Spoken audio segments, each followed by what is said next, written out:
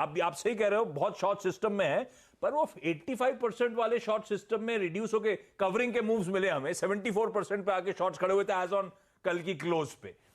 क्या लग रहा है राहुल जी, अगर बैंक्स इस तरह से मोमेंटम चैनलाइज करने की तैयारी कर रहे हैं तो निफ्टी के लिए व्यू क्या बन रहा है? कई लोग 17,800 को लेकर नर्वस थे, जहां पे हम कल परसों जाके अटके थे।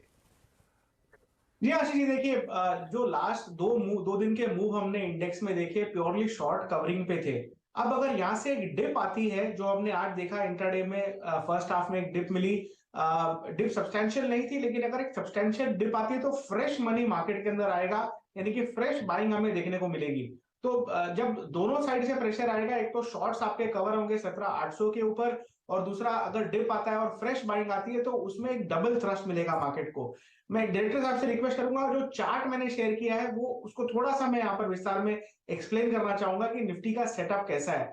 देखिए, हमने दो पैनिक लो बनाए हैं पिछले 12 महीने के अंतराल में। इनफैक्ट अगर ये वाला लो पकड़े तो ये तीसरा पैनिक लो था।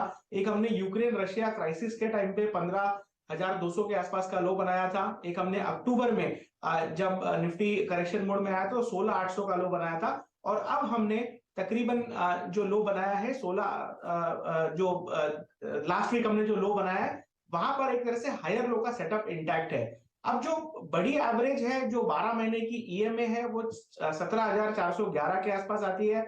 और साथ ही में जो बड़ा एक सपोर्ट है मूविंग एवरेजेस का, वो है 17,000 पर। अब नीचे की तरफ की तो हमने एक तरफ से जो नेगेटिविटी थी मार्केट ने यहाँ पर रूल आउट कर दी है। बट ऊपर में मुझे लगता है कि दो केसेस पॉसिबल है। केस एक ये है कि आप यहीं से रिवर्स होकर ऊपर की तरफ बढ़ना चालू करें और ऊपर में लक्ष्य 18,200 हायर के आएंगे। और दूसरा जो कि ज्यादा बेहतर होगा, अगर हम एक तरह से वापस रिटेस्ट करें नीचे के लेवल्स, यानी 17,500 से लेकर 17,411 के बीच की रेंज को वापस रिटेस्ट करें, डिप में फ्रेश खरीदारी हो और फिर मार्केट 18,200 की चाल लगाए। तो मेरे हिसाब से अगर केस टू अगर प्ले आउट होता है, जिसमें एक करेक्टिव मूव हमें मिलता है और वहां से बाइंग जो मिलती है, तो निफ्टी का स्ट्रक्चर और रोबस्ट होता हुआ दिखेगा।